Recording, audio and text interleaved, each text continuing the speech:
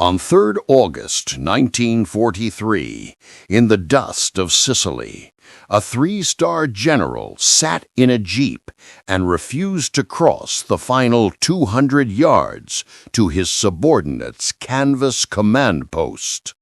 The refusal was not mere temper. It sat at the intersection of pride, rank, and the fragile politics of Allied command in Operation Husky. The story that follows is not an invention of Hollywood. It is the hard, awkward, human episode that unfolded as armies advanced and egos fought for pace, credit, and control. This is why Patton refused to enter Bradley's Field HQ, the frontline insult. July 1943. Operation Husky, the Allied invasion of Sicily, had thrown two American armies onto a fractured island and set a bitter race for ports and pride. Patton's 7th Army had battered ashore, armor and infantry racing inland to cut north toward Messina. Omar Bradley's 2nd Corps fought as the spear point on Patton's left and in his rear. The strategic picture was simple. Germans were retreating. The Allies were meant to pursue. The human picture was not. Men who had trained together in peacetime, Patton, Bradley, Eisenhower among them, now occupied shifting ranks and titles. Old mentor-student lines blurred into new chains of command. Decisions were made not only on maps, but on expectations. The stage was set for friction as much as victory. George S. Patton, flamboyant, aggressive, battlefield-bred, believed speed and shock would trap fleeing German forces. Omar Bradley, steadier, methodical, known later as the GI General, prized cohesion and measured advances. The two men's paths crossed before the war. Bradley had been Patton's pupil at the infantry school and later his subordinate in North Africa. Now, reassignments and promotions meant Bradley sometimes outranked or outrun Patton's expectations. That reshuffling inflamed more than protocol. It touched honor. Within 7th Army, Bradley commanded 2nd Corps, a key operational formation, and Patton, as Army commander, depended on its tempo and reports. When supply lines hiccuped, when intelligence lagged, when the Germans slipped a little farther each night, the disagreement on how fast to press became personal as well as professional.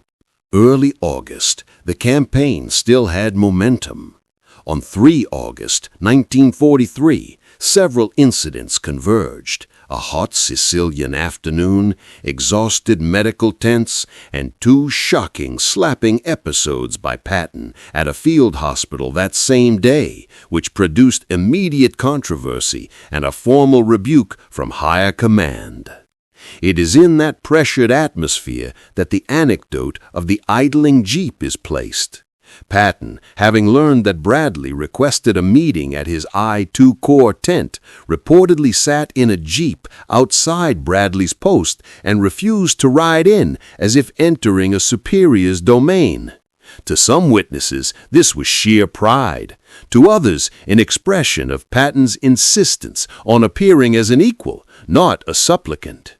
Whatever the motive, the scene captured the human collision of rank, temperament, and a campaign that left no room for easy courtesies.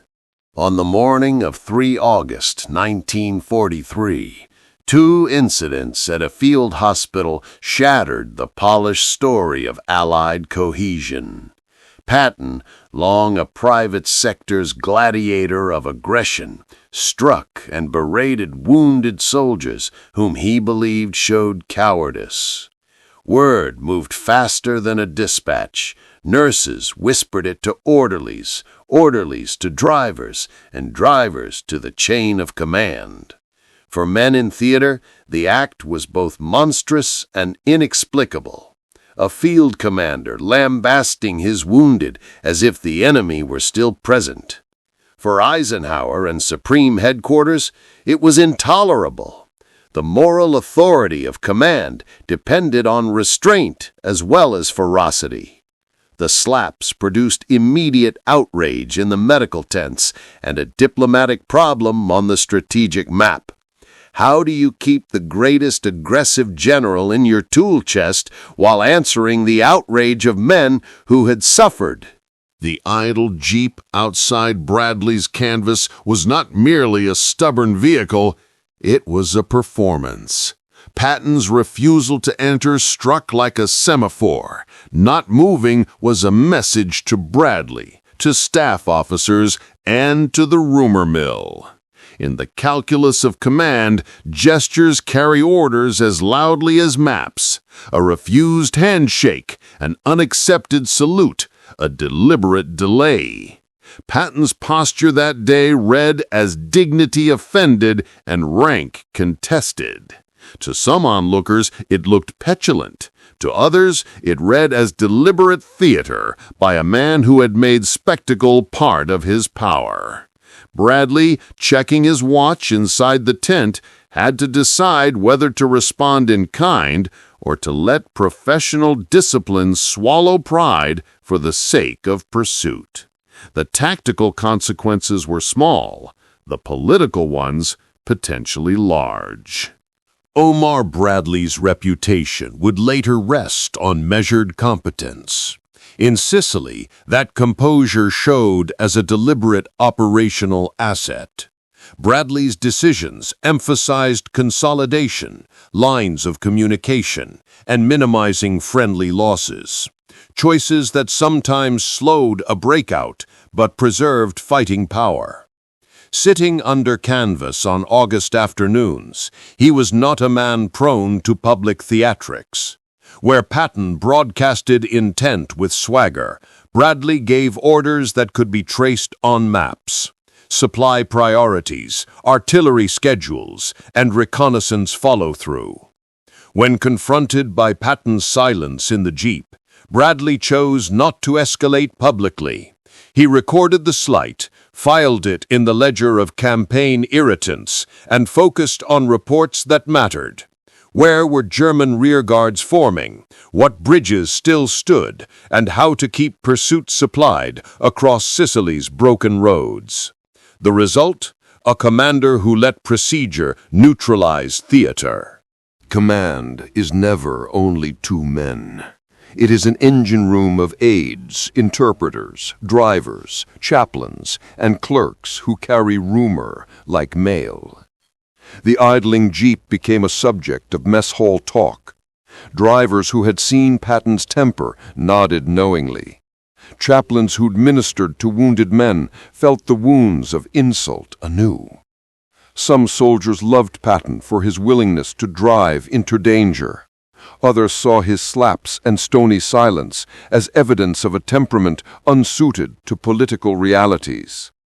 In Sicily, those personal judgments fed newspapers after the campaign and later shaped public memory. Staff officers recorded versions of the event in dispatches and private diaries. Small discrepancies that, stitched together, formed the fuller judgment. A momentary affront that revealed the fracture lines between personality and policy in Allied high command. For General Dwight D. Eisenhower, the Patton episodes presented a wrenching choice. Keep an extraordinarily aggressive field commander who delivered results, or discipline him for conduct that could shatter public faith and troop morale. Patton's ability to drive fast armored thrusts made him a prized tactical tool. Yet the slapping of wounded men in August 1943 triggered immediate indignation among medical staff and shocked Allied political sensibilities. Eisenhower moved cautiously. He reprimanded Patton but sought to avoid permanently removing a commander whose drive had produced operational gains. The tension between exigent battlefield utility and broader moral authority would shape Allied personnel decisions for months to come. Tactical arguments about whether Bradley should be allowed to push northward to cut off retreating German units were not idle debating room talk. They had real operational consequences.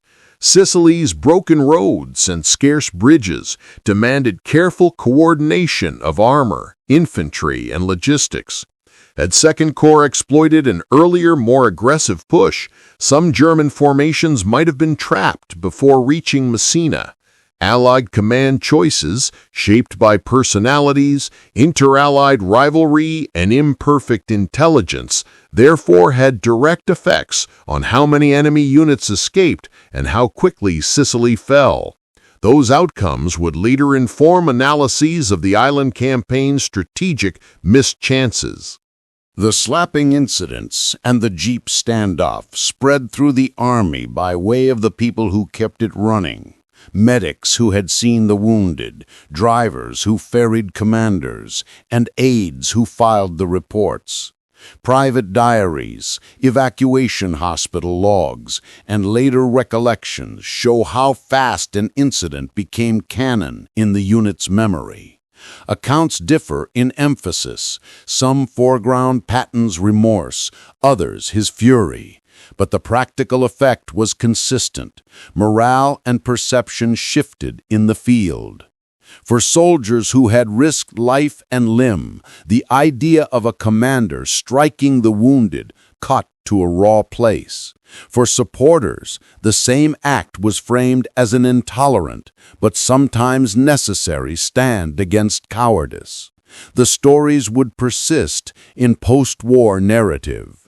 Omar Bradley's steadiness in Sicily was an early chapter in a career that would make him one of the war's most respected commanders. His emphasis on logistics, consolidation, and minimizing unnecessary casualties earned him the trust of both men and the Supreme Command. While Patton's flamboyance captured headlines in the popular imagination, Bradley accumulated the credit of effective administration and battlefield prudence that later positioned him for larger roles in Normandy and beyond.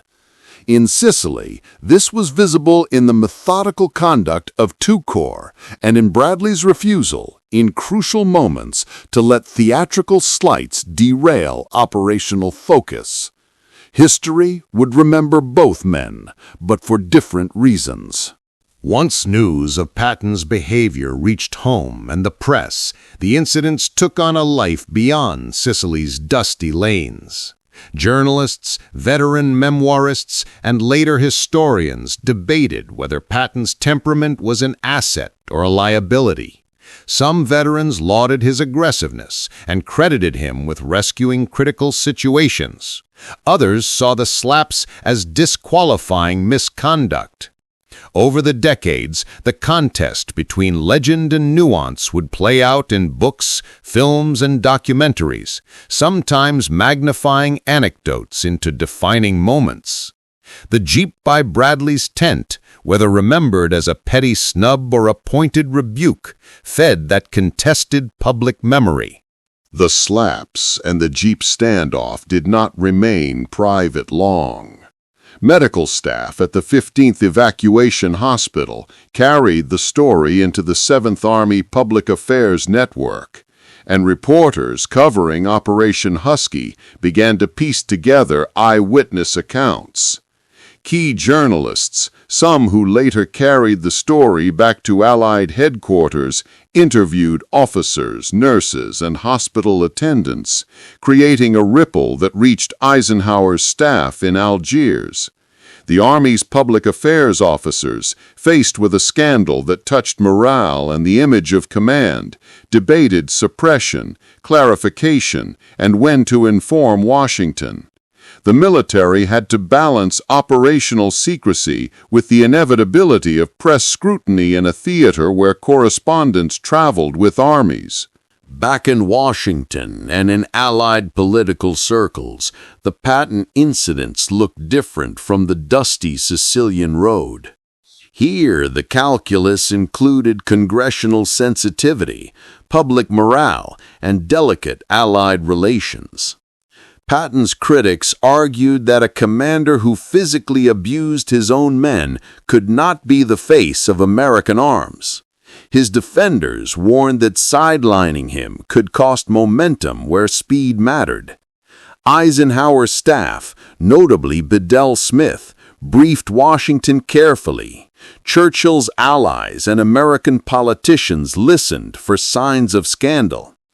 The worry was not only one general's conduct, but the appearance of disunity at a moment when Allied prestige and the Italian campaign's political dividends were under global scrutiny. To understand the Jeep and the slaps, you must return to Patton's psychology. Trained in cavalry and obsessed with offensive maneuver, he believed shock and speed ended wars. Soldiers admired his energy, others found his temper corrosive. Senior commanders faced a paradox. Patton's style produced results, rapid armored thrusts and bold maneuvers, but it also risked diplomatic and moral fallout. Historians have long debated whether discipline or daring mattered more in high command. In Sicily, those debates were lived, not academic. Patton's methods helped seize ground, but his temper opened fissures that commanders would have to manage carefully if they wished to use him again. Eisenhower ultimately addressed the incidents directly but tactfully. Patton received a formal reprimand and was ordered to apologize to the men and to the medical personnel. For Patton, the apology was humiliating. For Eisenhower, it was a necessary assertion of military discipline and moral authority. Patton wrote letters explaining himself and attempted private apologies in the field, but the damage to his public reputation had begun. The episode would shadow his career and feature in later controversies. Yet Eisenhower's balanced handling also showed the limits of punitive action when the commander in question delivered tactical success. The Army needed both discipline and effective commanders, and sometimes those needs conflicted. The Jeep by Bradley's tent would survive in memoirs and interviews as a small but telling emblem. A moment where temperament, rank, and the pressures of a fast-moving campaign collided. Historians would later use that image to explore larger truths about Allied command, how personal histories and pre-war relationships shaped wartime behavior, and how public memory selects images that confirm a narrative. Sicily remained a strategic success for the Allies, and yet the campaign's internal dramas remind us that victory is rarely tidy. Command, like combat, is messy. Leadership is practiced by people who carry past debts, tutored loyalties, and stubborn pride into the most consequential decisions. The Jeep's silence said more than a map could ever show. The immediate institutional consequence was not a court-martial, but a rebalancing of force assignments. Eisenhower, weighing utility against scandal, moved decisively to reduce Patton's direct combat role in the Italian sequence of operations. 7th Army's combat units were folded into Mark Clark's 5th Army. Patton retained prestige, but was sidelined from the spearhead in Italy for months afterward. The message from the top was clear. Even extraordinary battlefield results could not entirely excuse behavior that threatened morale and public trust. Patton accepted reassignment with visible resentment, convinced that his aggressiveness, what he called the only way to win wars quickly, had been judged by people who preferred safety over daring. Patton's men remembered him differently than the press or politicians. For many frontline soldiers, his demand for aggressive action meant fewer drawn-out battles and, they believed, fewer casualties over time. Veterans' oral histories collected after the war showed gratitude for Patton's energy and a willingness to excuse his excesses as the price of victory. Yet other voices, medics, chaplains, and those who saw the beaten and shell-shocked up close, registered anger and hurt. The slapping episodes therefore split loyalties in the ranks. Some cheered the general who drove hard and won. Others feared that unchecked temperament would bring political consequences that could endanger campaigns. These divided memories would shape public debate for decades. Sicily's capture culminated with the fall of Messina on 17 August 1943, and the campaign's political aftershocks were immediate. Mussolini soon fell, and Italy's government would capitulate in the weeks that followed. Analysts have argued about how many German units escaped to the mainland because of delayed or cautious pursuit. The Patton-Bradley friction, like other command disputes, fed into operational pacing and strategic outcomes. Speed could trap retreats. Restraint could conserve forces for the mainland push. Yet the larger fact remained. Sicily's seizure opened a path to the Italian peninsula and a political domino that reshaped the Axis southern front. The Jeep incident was a microcosm of the interplay between personality and strategy during those decisive weeks. The story's release to American readers transformed the debate. Columnist Drew Pearson, among others, would publicize elements of the incidents, pushing them into the national conversation and forcing Washington's hand. For readers at home, Patton became an ambivalent symbol, the fighting general Americans admired and the volatile leader some feared. Eisenhower's private admonition and Patton's public apologies did little to end the argument. Instead, they stoked it. Hollywood's later depiction of Patton would lionize his battlefield drive while downplaying complexity. Contemporaneous commentaries, however, recorded the unease of a democracy that needed heroes but demanded accountability. The domestic discourse would frame Patton's legacy long after Sicily's dust settled. Half to Sicily, the two careers diverged into complement and contrast. Omar Bradley's steady competence propelled him into larger roles across the European theater, culminating in corps and army group responsibilities and a reputation for making complicated logistics look inevitable. Patton's trajectory, though marred by controversy, rebounded. His leadership in later campaigns, especially in France and during the Battle of the Bulge, would secure his place in public memory. Yet Sicily remained a touchstone. It showed how personal friction, public outrage, and command decisions could alter immediate assignments and long-term reputations alike. The Jeep and tent anecdote encapsulated that turning point, a human, revealing flash in the machinery of war. Memory is forged in conversations, mess hall talk, letters home, and the op-eds that fed a hungry public. In the weeks after Sicily, soldiers' letters and veterans' interviews split along familiar lines. Patton is what a nation needs when fighting lures, said some. Others recalled the slaps and called them unforgivable. Columnists such as Drew Pearson amplified the scandal, turning field gossip into national debate and forcing Washington's hand.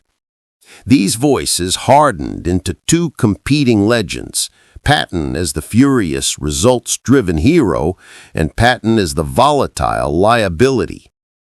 The Jeep outside Bradley's tent became part of that legend, a small visual shorthand for rival temperaments in the sweeping machinery of war.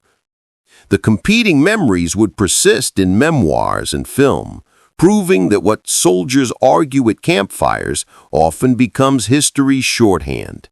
Decades of scholarship have tried to move beyond caricature. Historians note that Patton's slaps did not occur in a vacuum. Exhaustion, primitive understanding of combat stress, and battlefield frustration were real factors. At the same time, Eisenhower's reprimand underscored a democratic army's need for moral example. Scholars now place the Jeep anecdote beside operational records. Sicily remained an Allied success. Messina fell on 17 August 1943, and both Patton and Bradley contributed to the outcome in different registers, daring maneuver versus logistical steadiness.